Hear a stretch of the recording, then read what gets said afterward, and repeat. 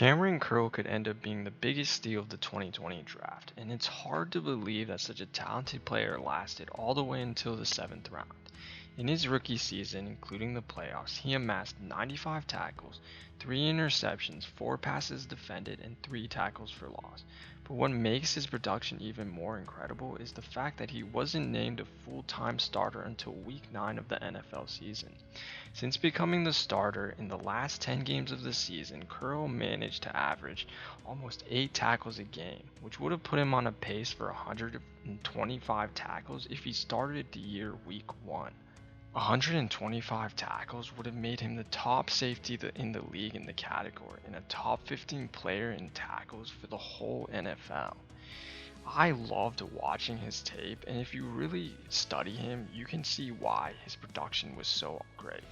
He's always around the ball making plays, especially in the run game. Today, I'm going to break down what makes him such a great player, and one improvement I think he can make to really become a star safety in the league. Let's break it down. The thing that's going to pop the most in Curl's game tape is his instincts, but the part of his game that I love specifically is his eyes and his ability to trust his eyes. There's going to be two components to this. Number one is going to be play recognition. So understanding if the opposing offense is going to run, pass, or play action. Number two, it's going to be finding the ball in space. And that's really going to come in mostly in run defense, but his ability to find the ball in space and make a play. The first play we're going to look at is going to be a standard inside zone run from the Giants, and Washington's going to be in some kind of zone. When the Giants snap the ball, Curl's going to make a half step backwards, but he's going to recognize that this is most likely a run play based on the way the offensive linemen, the tight end, are blocking, and also because of the way Daniel Jones is moving to hand the ball off to the running back. So once the running back receives the ball, Curl's going to recognize it. He's going to see it with his eyes, and he's going to attack aggressively downhill to make a play. And he does a great job finding the ball and the running back in traffic to make the tackle. The detail that is really cool in this play that I really think you're going to enjoy seeing as well is what he does as he's coming up to the line. And you're going to see the running back has really two lanes, two gaps he can choose from because the tight end gets a really good seal block on this linebacker when he's climbing to the second level. And Curl's going to get really wide. He's going to get in that wide stance so that he can go either way based on what he sees and based on how he tracks the running back. He's going to see the running back cut to the outside rather than take that inside lane, and he's going to make a great tackle. I want to show you this next play because it really shows you how good Cameron Curl is inside the box affecting run plays. And this is really impactful for the Washington football team because their defensive concept really relies on stacking the box on early downs and forcing passing situations. And this is really good because they have one of the best defensive lines in the league, and they want them to get their ears back and get after the quarterback to make game-changing plays. The Carolina Panthers are going to run a single back inside zone here, and Curl's going to have really good discipline to stay within two gaps, find the ball in traffic, and make a tackle. Now that you've seen how good he is in run support, I really want you to see his instincts, his eyes, and how good he is in zone coverage as well. The Buccaneers are going to use a mesh concept to attack the zone defense of Washington.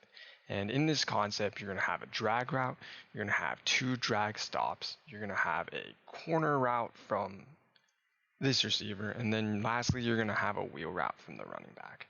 And the goal of the mesh concept is to isolate zone defenders. So whether it be the three drag routes against the two mid zones, the corner and the drag route against this flat defender, or the drag route and the wheel route from the running back against this flat defender. Washington's going to be in a cover 3 on this play, and they're going to do a really good job in coverage, but to me, there's a missed assignment on the Buccaneers side of the ball. This receiver really needs to sit into the middle of the field. That way he gets either one of the mid zones to come towards him, which will free up one of the drag routes, or he has the spacing he needs, if the mid zones crash down outside on these drag routes to really be wide open on the play. Because of the coverage, Brady's going to have to move to his read between Gronk and his running back Fournette. And that's where Curl, as the flat defender, is really going to be isolated against these two routes. Brady's going to make the right read here and throw to his running back, but Curl's going to show amazing instincts and he's going to read Brady's arm angle. And as soon as Brady throws the ball, even just a little bit before Brady throws it, he's going to attack this running back and make an awesome play in space. And don't underestimate how hard this tackle is. Fournette's a really big, strong, elusive running back, but Curl attacks him, wraps him up, and makes an amazing play in space. All over the game film, you're going to see Curl making tackles in space, whether it's one-on-one against a receiver or running back, or two-on-one against a blocker and a ball carrier. Curl always ends up making a play. And it's his reliability, effectiveness, and consistency that really makes him an anchor for Washington's defense. You're going to see exactly how impactful he can be on this next play. The Eagles are going to be running a screen play. He's going to recognize the play. He's going to do a little hesitation move on this lineman so that he can get to the running back and make a tackle for loss. And if you see all this green space, if Curl's not able to make this play, it's going to be a huge gain for the Eagles. There's one hole in Curl's game that I really think he needs to improve on to make that next step in the league, to really become a star player, and that's his weakness in man coverage. There's too many times that he's flat-footed or just allowing too much separation on breaks. In this play, the Giants are going to be in a mirrored seam attack concept that's going to have two outside curls and two vertical routes. This play really is designed to attack cover 3, but it ends up working in cover 1 man as well. Washington's going to be in cover 1 man, and Curl's going to be lined up against Evan Engram in the slot. But before we go into Curl's game too much, there's two things I want to point out that are really important for defensive players to be thinking about in coverage, and it's going to also help us analyze Curl's game. The first one is going to be which routes are the most threatening, and that's going to really come down to one, what the offensive formation is and what kind of routes that team likes to run in that formation, and two, what are the weaknesses in the defense, in the defensive concept that I'm running on this particular play. The second thing I like to see players recognize in coverage is, do I have help in any area of the field? And in this cover 1 man play, Curl's going to have help to the middle of the field from the middle linebacker and over top from the other safety. When breaking down this play, I really like that Curl understands an outside route is a threat here, and he has help inside from the middle linebacker. But what I don't like about this play is that he doesn't understand the vertical threat that Evan Engram has. And you really need to understand that because Evan Engram has such great speed for a tight end, and he can really stretch the field vertically. Even though he has help over the top, this is a really hard play for the other safety to make, to come all the way across the field and make a play on the ball. And I would have really liked to see Curl understand that he can't be beat vertically on this play. Instead of being so flat-footed with heavy leverage to the outside, I would have liked to see Curl maintain his outside leverage, swivel his hips, and use a one-arm press technique rather than a two-arm press so that he could stay over top of Evan Engram's right shoulder. This would really allow him to be more sticky in coverage because he'd be able to follow him inside, over the top, or he'd be able to pivot his hips to cover any kind of outside route. And I really think this technique would be really good for him, and it would allow him to make plays on the ball because his short area burst is so good, and you see it all over the film. I quickly want to go over one more play in man coverage where Curl's really flat-footed. In this play against the Buccaneers are going to be in bunch, and Curl's going to be covering the tight end. At the top of the route, you're going to see Curl be completely flat-footed. He's pretty much standing in quicksand here. And that's pretty much when you know your beat is. You're standing in quicksand and you're trying to bear hug the opposing player.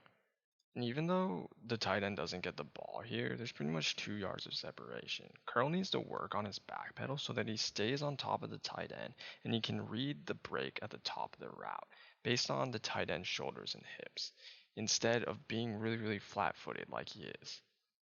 This year, I'd really like to see Curl improve his man coverage and take his play to an even higher level than his rookie season, which was really good. And he should be able to do this because despite being inconsistent in man coverage, he's shown the potential to be solid at it. Against this empty formation, Curl's going to be in charge of covering the slot receiver of the 49ers. And even though he's a little flat-footed, he's going to be able to read the quarterback and the receiver and make a really good break on this ball when it's thrown. I love the aggressiveness and the confidence that Curl played with throughout the year. His amazing instincts and his desire to make plays for his team made him one of the best defensive rookies of the 2020 season. I can't wait to watch him play more, and I truly believe that he can be a star player in the league as he gets more experience and improves his overall game. Thanks for watching. I hope you enjoyed the video. Peace.